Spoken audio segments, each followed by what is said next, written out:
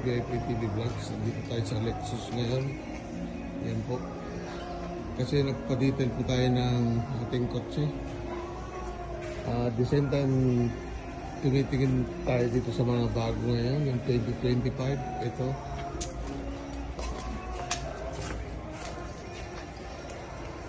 Lexus RX 450. Yan. Ganda.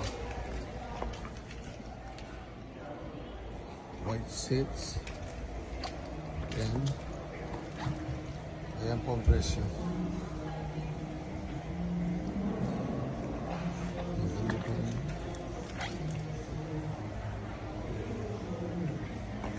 Ito naman presyo. Yan. Maganda ito, parang matte ang color.